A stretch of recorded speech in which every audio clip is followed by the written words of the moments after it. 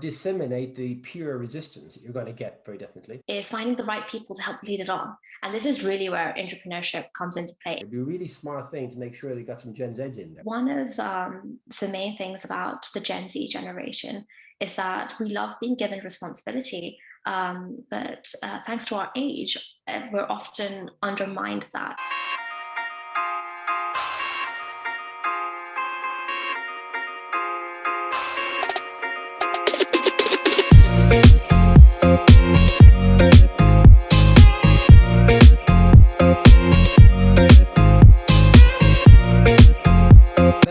Stapleton, and I've been in the food industry for 35 years or so.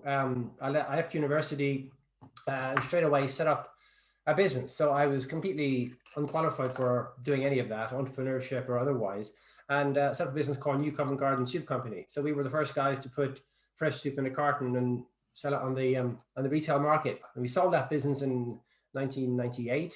I then went to the States to do something quite similar, but again, different, but basically fresh soup in a carton. I came back then to Europe and set up my third business, which was a company called Little Dish. Set that business up in 2006, sold it in 2017. Then I've been involved in helping a lot of early stage growth businesses, startups, typically in the food and drink space, typically in brands, almost always purpose-driven brands. Hello, everybody. My name is Mahek. I'm the founder of a food tech startup called Luvyum, where we're revolutionizing the food industry by reducing food waste across the world. I've also just finished my third and final year of university at Durham, and looking forward to what the world of financial services also holds for me. What is the meaning of entrepreneurship to you? For me, entrepreneurship really is about generating an environment, and I emphasize the word environment. Entrepreneurship is when the people that work within your organization are empowered enough and have the voice to be able to express their opinions about innovation. Get the environment right, where attitude and culture and your working practices and communications and even roles and structures are all generated in a different environment, are generated in a different way. That allows entrepreneurship to flourish in a large business, and then it becomes entrepreneurship. Somebody who is actively engaging in entrepreneurship will be looking for new ideas and looking for new ideas to solve problems. It's all about generating the opportunity and the culture and the environment for innovation to flourish. It is, in fact, I believe, an upgrade to problem solving, which everyone seems to be talking about. What are the main benefits of entrepreneurship as you see them? Drives the business as a competitive advantage. That's number one. Well, the first one is having the right idea at the right time and being able to execute it. And the second one is finding the right people to help lead it on. And this is really where entrepreneurship comes into play. And number two, I think, is sustainability. And I mean, when I say sustainability, I mean in long-term sustainability.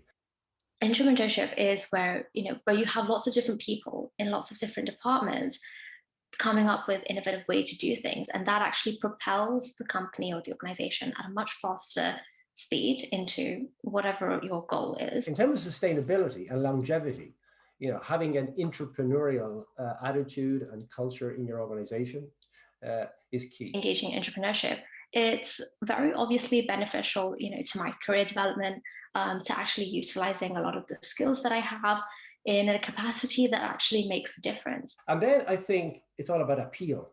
Especially as the new workforce of Gen Z enters the workplace, we know that a lot of these individuals and a lot of my peers are very actively engaged in doing things that make a difference. Yeah, appealing to new consumers and new environments, but also appealing to new workforces and new, maybe younger generations in your workforce. And doing things that make a positive impact or some sort of social impact across the world. Maybe even being purpose-driven, if that's something that makes sense to your consumer group, and it almost certainly does. And entrepreneurship allows a lot of these individuals who perhaps aren't as risk-taking as entrepreneurs to be able to fulfill their purpose within an organization. It's like you impact people's lives in a purpose-driven environment. So what's good for you is good for the planet, is good for the individual, is good for the community. How can companies integrate entrepreneurship effectively into their organization? A lot of places across sort of the more larger scale corporate world, entrepreneurship is something that is being encouraged to some extent. Start with making sure that everybody in the organization, or at least those that you're trying to instill this entrepreneurial environment or culture with, are all aligned on the outcome. So it definitely does exist. There is some sort of infrastructure. You're not entering a blank space, which is a good thing. Entrepreneurship is not what it's about in a large organization. It's about results, because I think large organizations are very, very much focused on results. A lot of these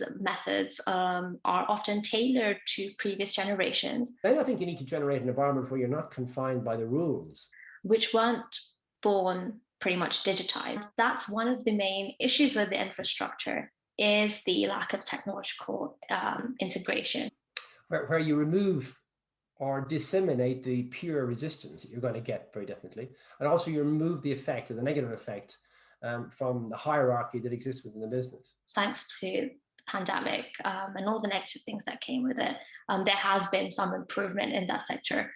People have been forced to take upon courses or take upon learning objectives to actually learn how things work. Gen Zs are in a great position to be the bedrock, certainly to fuel this opportunity that exists for companies to become more entrepreneurial. Now, a lot of Gen Zs have started startups, and they are engaging in new ideas, and something that most startups start at hackathons. I think Gen Zs would bring lots of new ideas, and I think also lots of enthusiasm, and I think they're very close to the consumer in lots of ways, And it's where people come together, and it's pretty much blank canvas for 2 to 3 days, and you get there and everyone is just bubbling with ideas, and there's a lot of energy flowing in the place where you're bouncing things off each other. Often you'll be meeting new people in a team, and you have less time to get to know them, more time to get to know the idea. If a business really has the courage of its convictions, can get some Gen Zs within the nucleus when they're starting off this business to become more entrepreneurial, it'd be a really smart thing to make sure they got some Gen Zs in there. And that's something that is a model that can be integrated into actual large-scale corporate culture. And I think the purpose-driven opportunities of a brand or of a business, Gen Zs really identify well with those. One of the main things about the Gen Z generation is that we love being given responsibility, but thanks to our age, we're often undermined that. I think maybe they're probably the best generation to actually explain internally to a large organization what that means. Then I think you want to instill this opportunity for creativity to flourish.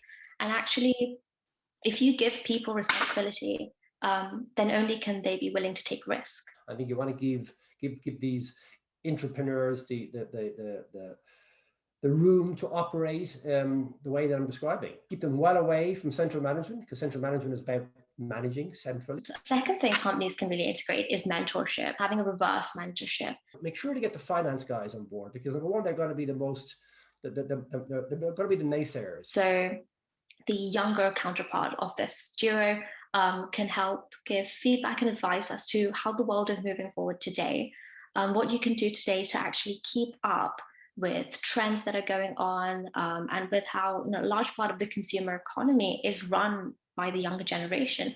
So, what goes on within the sector. You build up your own internal sort of team of ambassadors, to talk about this. And the third one, which is really a Gen Z special, is peer-to-peer mentoring.